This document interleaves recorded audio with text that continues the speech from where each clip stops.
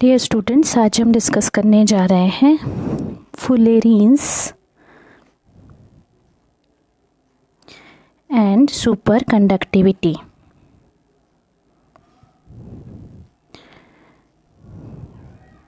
जो फुलेरीन्स हैं ये एक्चुअली C60 मॉलिक्यूल्स को कहा जाता है।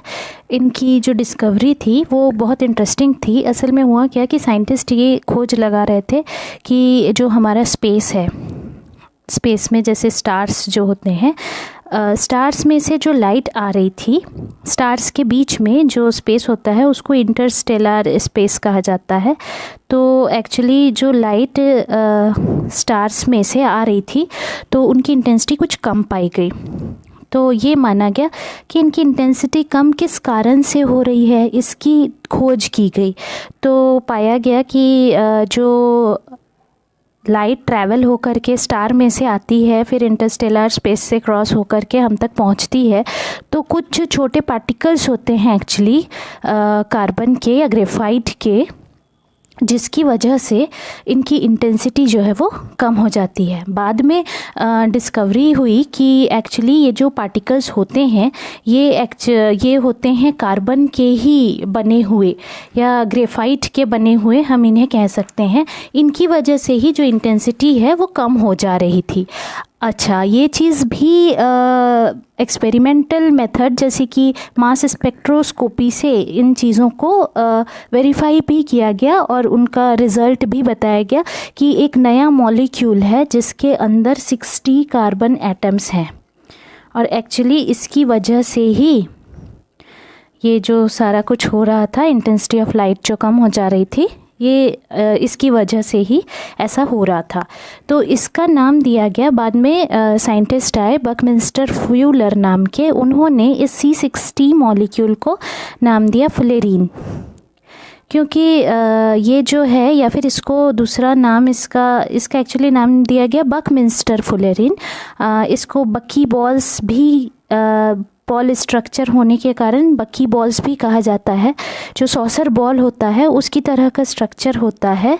कुछ इसमें जो एटम्स हैं वो कुछ इस तरीके से अरेंज रहते हैं, ऐसे बहुत सारे अरेंज रहते हैं, लेकिन वहाँ पे होता है 12 पेंटागोनल साइड, 20 हेक्सागोनल साइड। ये सारे अरेंज्ड रहते हैं। इनके बीच में जो फोर्स है वो है वंडरवॉल फोर्स, इनके बीच में लगता है। तो इस तरीके से ये जो है बकी बॉल्स या फुलेरीन्स जो हैं, इनकी वजह से काफ़ी सारी चीज़ें आगे और डिस्कवर होते गई। इनमें अल्कली को भी डोप करके देखा गया। इनकी एक और प्रॉपर्टी देखी गई जिसको हम लोग डिस्कस करने जा रहे हैं, जो थी सुपर कंडक्टिविटी की प्रॉपर्टी। ये सुपर कंडक्टिविटी को शो करते हैं। तो सुपर कंडक्टिविटी मतलब हमको पता है कि जो रेजिस्टेंस है वो बिल्कुल ज़ीरो हो जाता है सैंपल का, और मैग्नेटिक फील्ड बिल्कुल भी नहीं एंटर कर सकता है, जिसको कि हम मीसनर इफ़ेक्ट भी कहते हैं। तो एक्चुअली हुआ क्या कि और कुछ साइंटिस्ट आगे ये C60 क्रिस्टल्स को डोप करवा करके देख रहे थे। C60 में उन्होंने पोटेशियम को डोप करवाया और सुपर कंडक्टिविटी चेक किया, तो उनको सुपर कंडक्टिंग ट्रांजिशन मिला 18K में। और उन्होंने फिर इसके लिए एक प्लॉट बनाया। जो प्लॉट उन्होंने बनाया उसमें कुछ इस तरीके से टेम्परेचर के साथ, ये टेम्परेचर है एक्स एक्सिस में, टेम्परेचर केल्विन में है, और ये दूसरा है वाई एक्सिस में मैग्नेटाइजेशन उन्होंने लिया। तो फिर उन्होंने देखा कि मैग्नेटाइजेशन जो है वो कम होते जा रहा है, जिसकी वजह से उन्होंने कहा कि यहाँ पे सुपर कंडक्टिविटी का प्रेजेंस है। तो एक नया सुपर कंडक्टिंग मटेरियल मिला जिनका सिंपल क्यूबिक स्ट्रक्चर था और जिसमें 2 एलिमेंट्स थे। आगे भी बाद में और डोपिंग किया गया और ये पाया गया कि जैसे जैसे जो रेडियस है डोपेंट एल्कली एटम का, वो जैसे जैसे बढ़ता है वैसे वैसे जो C60 का क्यूबिक लैटिस है वो एक्सपैंड होता है, और जैसे ही ये एक्सपैंड होता है तो जो सुपर कंडक्टिंग ट्रांजिशन टेम्परेचर है वो बढ़ जाता है। ठीक है, तो ये प्लॉट से उन्होंने ये जाना कि ट्रांजिशन टेम्परेचर, और एक और उन्होंने प्लॉट बनाया था, उससे भी ये चीज़ वेरीफाई की गई।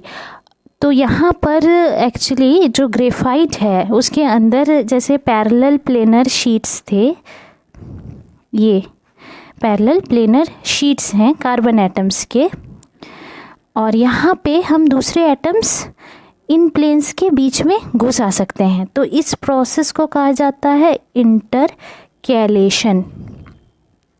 ठीक है, तो जब इंटरकैलेट किया गया पोटेशियम एटम के साथ तो क्रिस्टलाइन ग्रेफाइट जो है वो सुपर कंडक्टिंग पाया गया बहुत कम टेम्परेचर में।